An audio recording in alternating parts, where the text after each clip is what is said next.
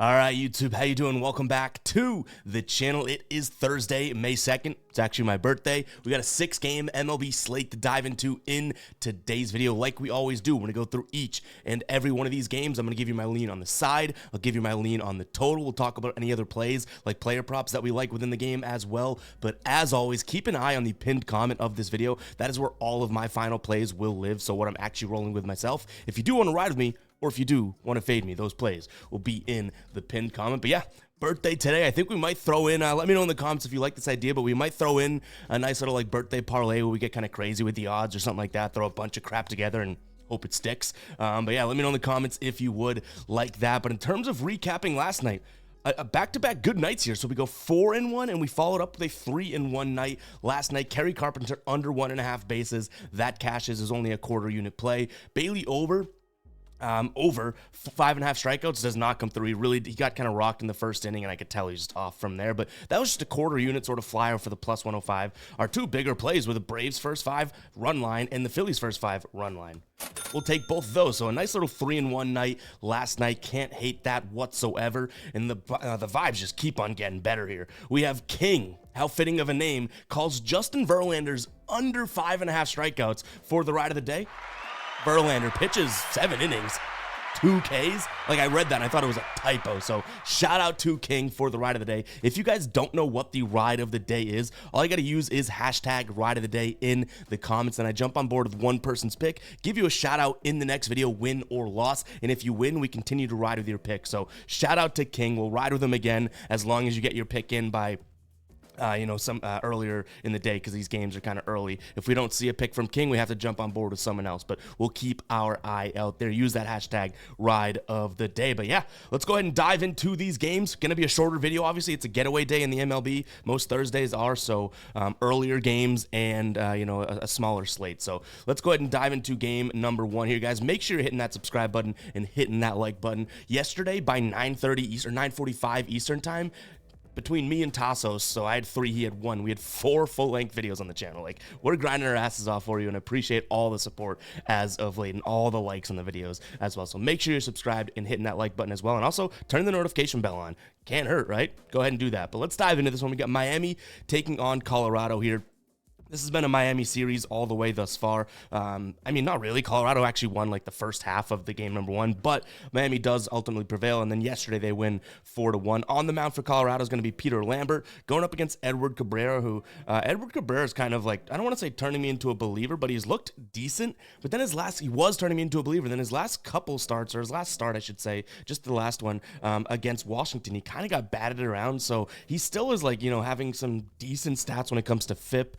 And even his whip, but his ERA shot through the moon at 5.3 now, so that's kind of unfortunate. And then even Peter Lambert on the other side of things, like, I don't necessarily want to sit here and gas him up after one start where he pitched 3 innings, 6 hits, 6 earned runs with only, I think he actually had a decent amount of strikeouts. I don't have that in the notes here. But either way, so you have 2 pitchers on the mound, right? But ultimately, you have 2 offenses going up against one another too. The thing here that kind of would make me lean towards Colorado, I know it's psycho alert worthy, is the fact that Miami's minus 172. Like, I don't think that is worth the price tag whatsoever. So I'm much more willing to, if I were to bet on this game, like I've told you pretty much all series long here, it's my least favorite matchup out of all the games and still is on this board. But if I were to, had a gun to my head and had to make a play here, I'd probably just take a flyer on Colorado because it's plus 150, and I think there's a little bit closer of a, talent margin than people may think. But Cabrera does have the talent, even those numbers are through the roof, as I kind of said. So probably not playing it myself, but sure, I'll lean towards Colorado plus the 150. Again, very light lean, and I'm telling you to your face through your screen that I don't like this matchup. I also don't mind taking a peek at the under. I understand that these pitchers, could blow up at any given moment, but I don't care if the pitching's bad. You got to still put the wood on the ball, right? And neither one of these offenses is all that great. Overall, in terms of player props, nothing jumps off the page to me in this one either. We're kind of starting the slate here with a stinker of a game overall, because I don't see myself making any final plays out of this one. All right, next up, we have Baltimore taking on the Yankees here. And of course, this is like just our luck, right? So yesterday, we officially put the Yankees on the DNB list, the 15-day do not bet list, eligible to return May 15th. And then they go and win. We didn't bet against them, but that's just little, I guess, fun thing that we're doing now where we can't bet the Yankees until May 15th, and they go out there and win. Now, what I will say about this one is we don't know who's confirmed starting here for the Orioles. I've seen Kyle Bradish, who it hasn't started yet this year, I don't believe. On the mound listed, but on other sites it's saying TBD. So I'm not going to take that totally for what it's worth as of right now. But what I will say, if we dive into the dashboard here, and by the way, guys, you hit the like goal yesterday, so this is free yet again. Link in the pinned comment.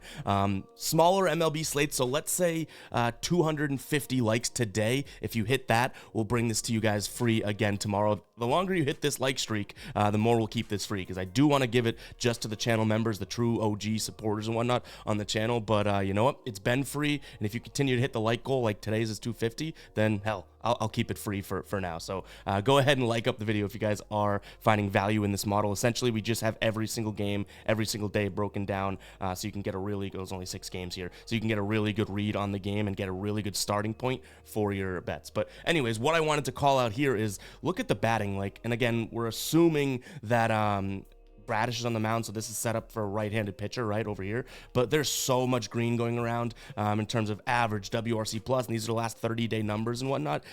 At some point, these bats have to kind of say, hey, yeah, like, we are 2 good offenses. So far, it's been a 2-0 game, a 4-2 game, and then a 2-0 game. Like, I'm leaning towards the over in this spot, especially if someone's making their season debut. I think the Yankees get to them. Not betting the Yankees because that's against the DNB list rules, but I do like the over as my main play. In terms of a lean, I mean, I don't really want to lean towards Baltimore, so I guess I would lean Yankees, but again, we're kind of handcuffed there. We can't bet them. No player props in this spot either, but I do think there's a chance that the over could be a final play of mine today. Maybe it's like a stupid way of thinking, but I just think that there's been runs absolutely bottled up, you know, in this spot. And the Yankees in game number 1 left plenty of guys on base too, right? So there had to be some runs there that they just didn't get through. And then yesterday's game was a 2-0 game. Like, I do think at some point we see some runs, and hopefully it's today. Rodon's on the mound for the Yankees, who he's looked pretty damn good. I will give you that, but overall, like, I've never really been like the biggest Rodon guy, and he's going to throw a lot of fastballs. Baltimore fares okay against fastballs, but what I really love is the fact that he goes slider, then cutter, then changeup and slider after that.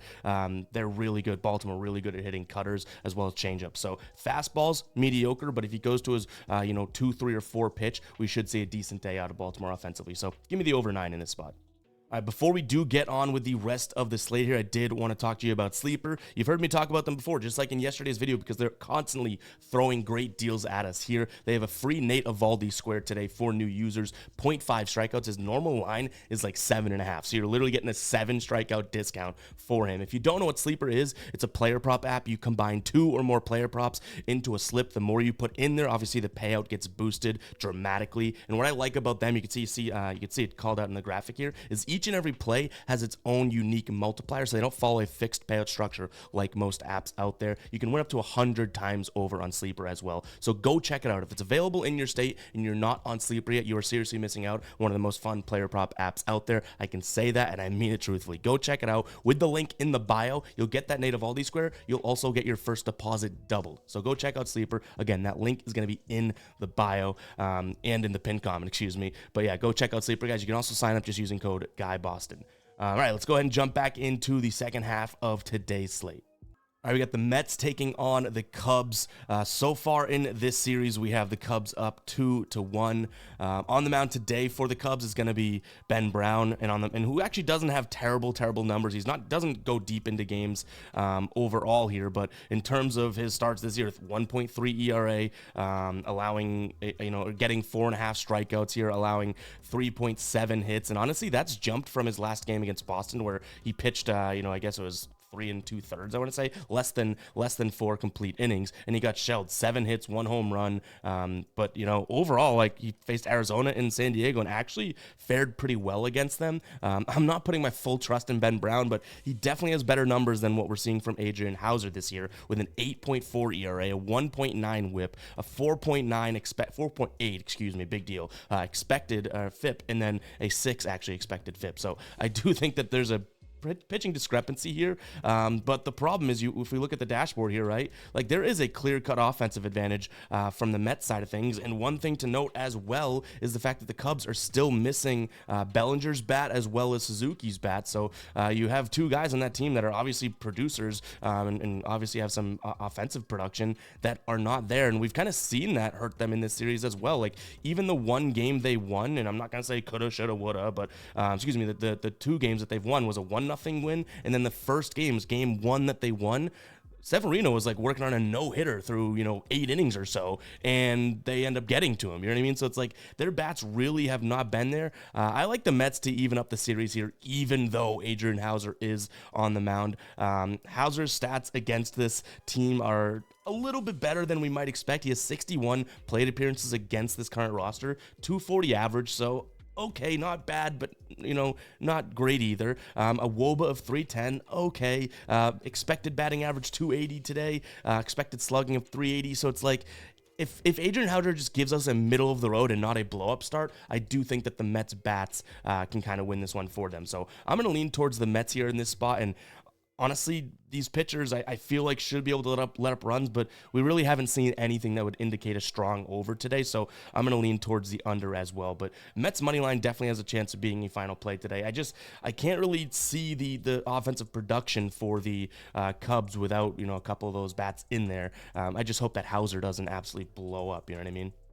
And again, small slate, guys, but no player props that I'm loving. But as always, keep an eye on that pinned comment, because if we find anything or anything with value, we might add it in as well. Like yesterday, we added in Bailey Ober, and it did not cash. But, plenty of times we're adding in plays that we don't get to talk about in the video, and they're good looks. So just keep an eye on the pinned comment. If you see anything in there that we don't talk about, it means that I've kind of vetted it out, and I do like it as a final play, obviously. All right, next up, we have my Boston Red Sox. I like when they're winning. I'm like, my Boston Red Sox. When they're losing, I'm like, the Red Sox. But the Red Sox taking on I almost said 49ers, the Giants in this one. Red Sox getting the best of the Giants so far in this series. 4-0 win and then a 6-2 win. On the mound is going to be Winkowski for the Red Sox here, which Josh Winkowski has kind of decent numbers. The whip is not great, so definitely letting guys on base, but 3.5 ERA, 3.44 FIP, and expected FIP of 3.6.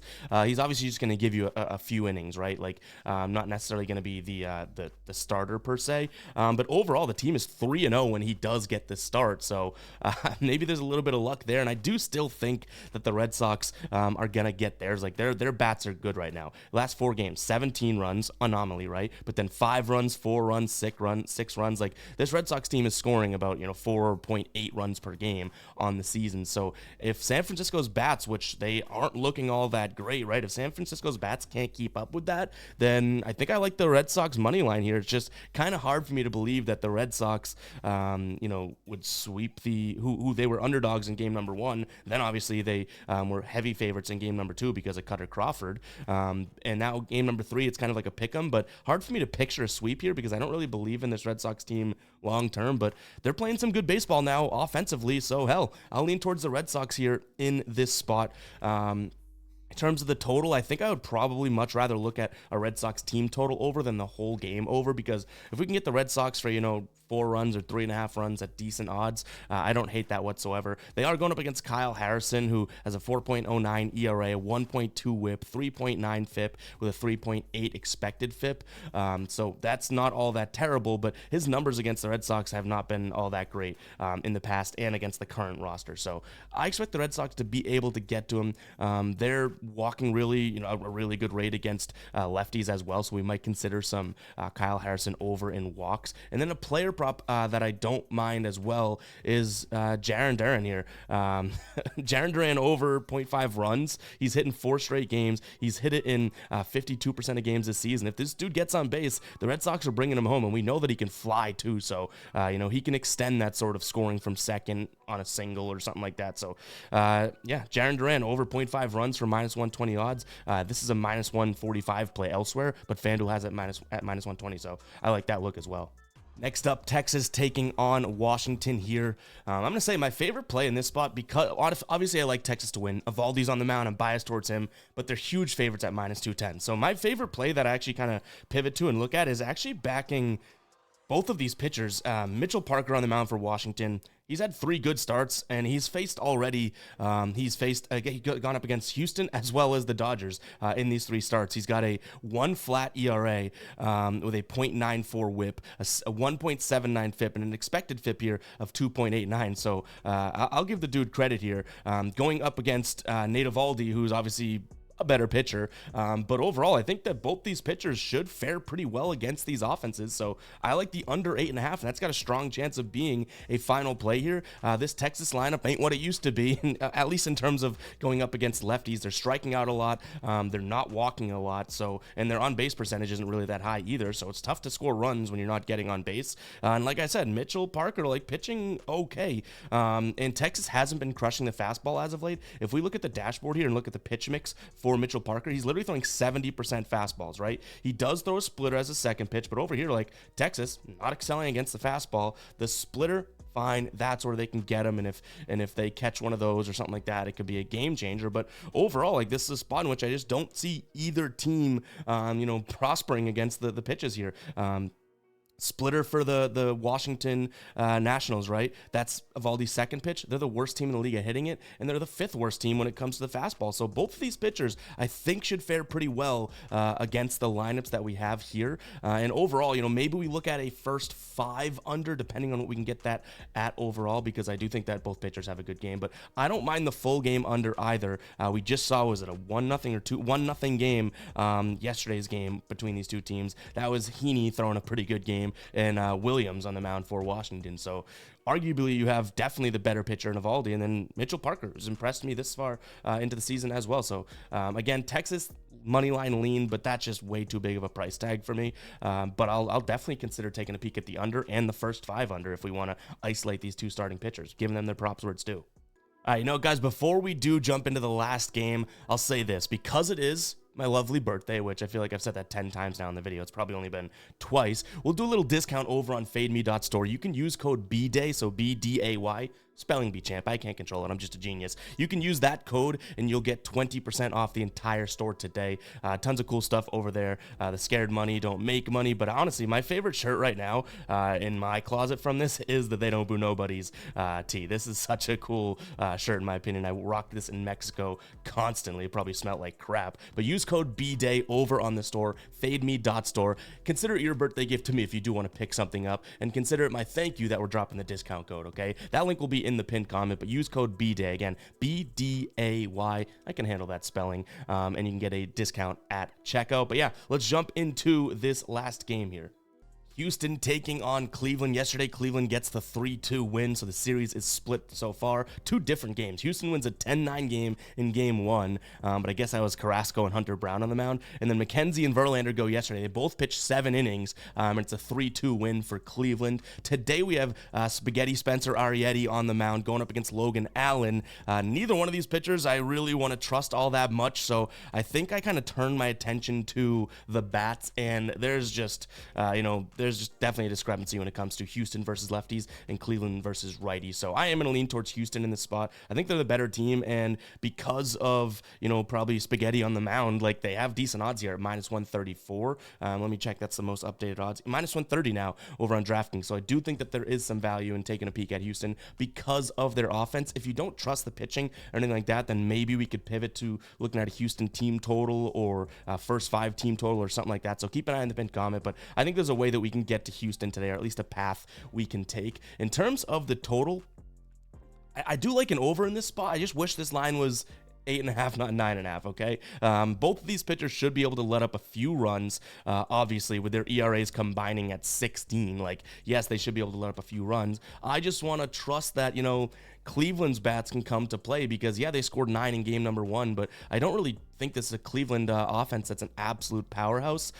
Even though you look at some of their games on the season, it's like, yeah, they're actually averaging more runs for per game than Houston. So maybe we're wrong there, but yeah, I'll take the over. I just wish that we were getting a better line because I don't know how much I love 10 runs here, but maybe it is, again, a play where we look at Houston's team total or something like that so we can completely isolate the fact that, the pitching for Houston could be bad and that type of thing. So I don't mind that spot. And in terms of player props here, another spot that I don't mind, it's a run prop, but Jeremy Pena over 0.5 runs. This is a positive EV play. This is plus 125 right now over on FanDuel. Actually, I think it's plus 135 on FanDuel, plus 108 on most sportsbooks. So there's definitely some value in that spot. When I talk about these plus EV plays, like obviously it's not an absolute lock of a play or anything like that, but you are beating the other sportsbooks. So you're kind of capitalizing on a mispriced by FanDuel or a mispriced by DraftKings, that type of thing. So again, Pena over 0.5 runs, decent look if you can get it at those odds as of right now. But yeah, quick video, guys. I know not many player props in this one, but keep an eye on the pinned comment to see if we have any added plays or anything like that. And appreciate everyone tuning in. Good vibes today on my birthday. Hope we can keep this heater going, but probably jinxing the hell out of it right now. Or the good vibes, we're on a 7-2 run, all that stuff. But nonetheless, guys, we're having a good time here. Hope you guys are appreciating the videos. If you are, hit that like button, hit that subscribe button as well, and we will catch you guys in the next one. All right, peace out.